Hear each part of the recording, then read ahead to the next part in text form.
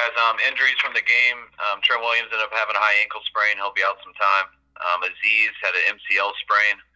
It's very similar to what Elijah did. So most likely won't require surgery, but probably the same time we'll see. But I know we gave Elijah, our guess was around 8 weeks. Ross Dwelly has ribs. He'll be day-to-day with those. Go ahead, guys. Al, any prognosis for Trent Williams, just as far as how many weeks he might miss? I mean, the swelling's pretty bad. So, I mean, usually high ankles are usually, just for everyone, they say 4 to 6, but sometimes it can be sooner and sometimes it can be longer. So that's why I didn't give an exact date. It's too early to tell. What was Debo Samuel's issue yesterday? Just took some shots. Was hurting in some areas. Had some bruises. After the game, Jimmy said that he's not quite in game shape yet, and implied that he had a tired arm.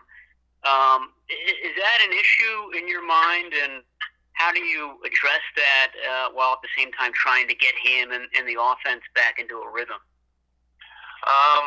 No, I mean, I think that's the same for any player that didn't do preseason. It takes guys some time to get into game shape. I mean, you don't really simulate exactly games on a practice field. That happens in the games, and I think that'll come sooner than later. If he said that, I'm sure he was tired as the game went, but you just got to get him practicing more and get him playing in games more. The game shape will come. Kyle, it's often said that coaches will say that after you watch the film, it's never as good as you think it is, and never as bad as you think it is. Is the same hold true for last night, or did it look on film as bad as it looked in person? No, it felt and looked exactly what I thought. I thought the first half was similar to what I thought. I thought we missed some ops that I thought we should have done a lot more points than what our production showed. But the second half was exactly how it felt out there. Wasn't one position, wasn't one thing in particular. Everyone had their part. Could not convert a third down, which was the biggest reason for our troubles. But a lot of that, I mean, most of our day was third, and I felt like our average was around 3rd and 9. We had a couple 3rd and 4s, but both of those we got false starts on. We got a sack on 2nd and 10. I think on our 5th series in the second half, which led to a 3rd and 18. So that was more about 2nd down than 3rd down. But no, it was across the board. Are you considering IR for Trent Williams? Not right now. We'll wait and see as this week goes, but we're hoping we don't have to. You only get so many of those, and we want to make sure we save those. Same thing we're kind of doing with Ty Davis Price, but we'll see how it goes. If it ends up being we're leaning towards longer, then we might have to make that decision. Do you have any status updates for Jimmy Ward or Jason Verrett? And do you guys plan on getting Daniel Brunskill back anytime soon? Yeah, hopeful to get Brunskill back this week in practice. And Jimmy Ward and who else? Jason Verrett. Yeah, I think it's after this week that they can come back and start practicing, and it's looking like they'll have a chance to come back and start practicing. We don't have to play them that week when they do, and we got 3 weeks to make that decision, but hopefully they'll be able to practice next week. With Brunskill potentially back this week, would he be an option for replacing Trent, and how do you kind of evaluate the other options you have there with Moore and McKivitz right now? No, I mean, I'd expect McKivitz to go. That's probably what would happen last week from the beginning if he didn't get dinged up in practice and miss all those reps. But most likely it'll be that, and hopefully we can get Dan back to possibly help us out inside. Al, last night you took responsibility for not putting the guys in the best place for them. Looking at the film now, I know obviously any unsuccessful play you'd like to recall, but is there any general principle that you would have gone forward with more than others? No, I think, are you asking which plays I felt that way about? Were there general concepts that you thought you should do more as opposed to others? No, not really. It's just more about hitting it at the right time. And I thought the safety when we were backed up, we tried to take a big shot on that, and And if it wasn't there, which it wasn't, we had some spots to ditch it, but we put him in a tough spot there where we didn't pick it up inside the way that we planned on, and it put him in a very tough situation with the nose not being blocked on that play to where we kind of really ditch it. I thought on the interception was a tough one because nobody was open on that play. They ended up blitzing our back, and his two options weren't open. And we just, when he doesn't have a good play like that, we just can't make it worse. But those are two tough situations that I didn't think they were very good play calls. Well, I guess if you look at Deebo's rushing yards this season, it's still pretty good, 6.5 yards a carry. But do you feel like teams are starting to kind of catch on to what you're trying to do there and have taken measures to make sure that he doesn't beat them on the ground when he lines up in the backfield like that? Yeah, I mean, we're not surprising anybody, that's for sure. Everyone knows how committed all 11 guys got to be when Deebo's back there because they know what he can do. So that always makes it harder when you can't surprise the league because everyone knows how good he is.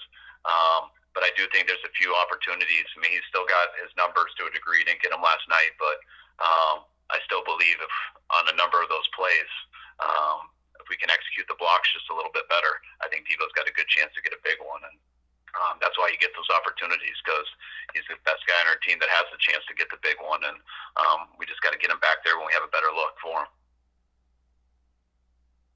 Why did Lenore get the nod at nickel over Womack? We like how he's been looking. You know, we're going to always try to put the best people out there that we think gives us the best chance to win. And just from the last few weeks and watching him practice and everything, we felt that was Demo. And I was real happy with how he played too. I thought I thought he was one of the better guys out there last night.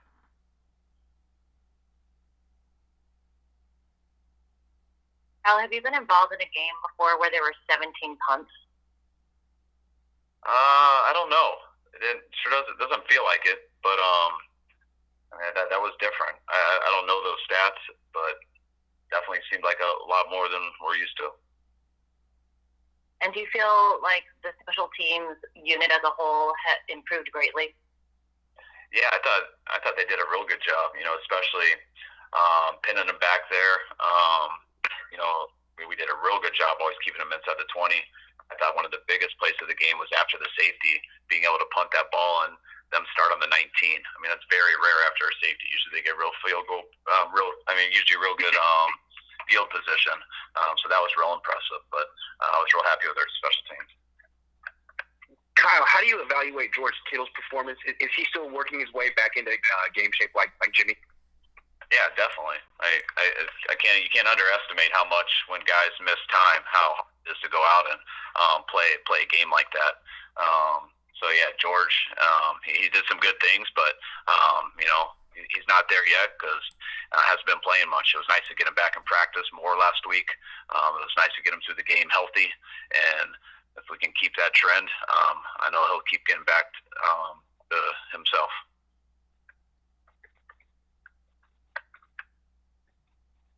Yesterday, you said the offense wasn't good enough, and in the second half, yourself included. After we watched the game, where do you think you personally could have done better as a play caller?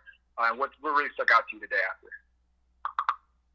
I mean, you look at it as any time a player makes a mistake, you look at it as yourself too. I mean, your position coach, the coordinator, me as the play caller, what we put them through in practice. I thought we made way too many mistakes across the board, and that always, to me, starts with coaching. And it goes to the players. They're the ones who have to execute it, but we're the ones who prepare them for that. So when you look at each play as a whole and you just go through mainly our second half, you know, the first series with the fumbled snap, the second series with the safety, the third series, you know, on that 2nd and 10, just had a real bad sack that got us to 3rd and 18. On the fourth series, you know, we had that 2nd and 10 after we had Ray's good punt return. We're on the 40, and we have a 2nd and 10 where we throw it to Juwan down the sidelines. Got a real big chance for a big play to get in the red zone. We ended up not coming down clean with it. Had a bust on protection. Got Jimmy hit way too hard on it.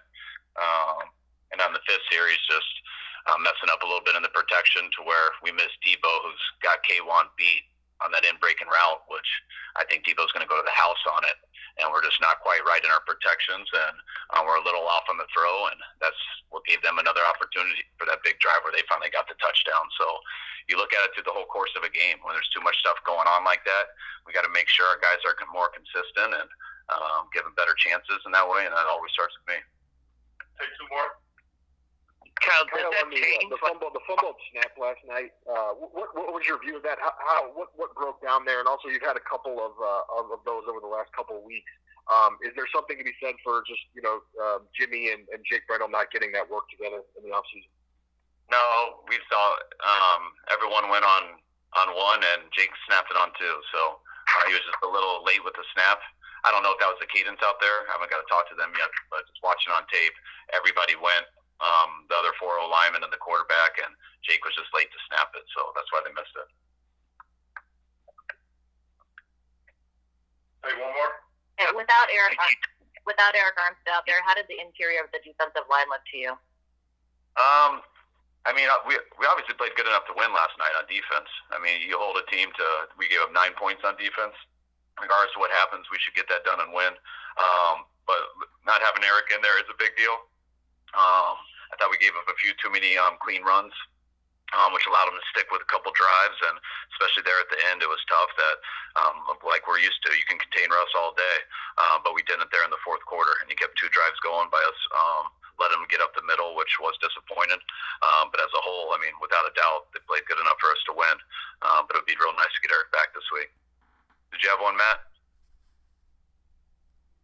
Not Matt Barrow. Yeah. No. Well, okay. The other Matt has one. No, when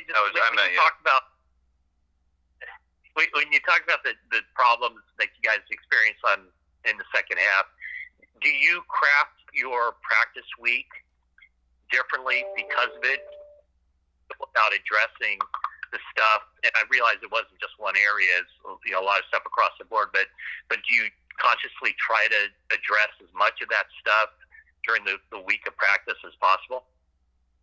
Of course. And I mean, that's what our weeks are consisted of every single day. And that's why you don't just sit there and try to have a theme like, hey, we went 0 for 10 on third down, let's practice third downs this week. Or, oh, we didn't throw it deep, let's practice just throwing deep this week. Or we didn't connect deep, let's practice doing it. You don't look at it that way. It's how do you get 11 guys to do their job right? And that's why when you look at over the course of the game, there's never just one absolute answer. There's a breakdown on all of those third downs. There's a breakdown on a couple of those second downs, which led to bad third downs. And that's why you hear us say a lot, do right longer. And doing right longer is about executing in every aspect of the game.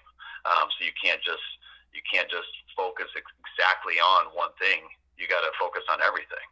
And that's what we do each week. First down, second down, third down, cadence, motions, getting lined up, executing the plays, beating man coverage, all those types of things go into it. That's why there's so much more to it than what the eye might see. But we got to get a lot of stuff cleaned up. It didn't come down to just one thing. We didn't play good enough across the board with all 11 guys. That's why I can't just sit here and say it was the run game, it was the pass game, it was only third down. Everybody had their part, and that's why we got to come in here. We got to take our medicine, and players are getting today off because we got an extra day. But when we come in here tomorrow, we're going to get right back to work and attack this hard and not soft in any way and be hard on each other. And can't wait to get to Monday night so we can get this feeling out of our taste. All right, guys. Appreciate it. All right, guys. Thanks. All right.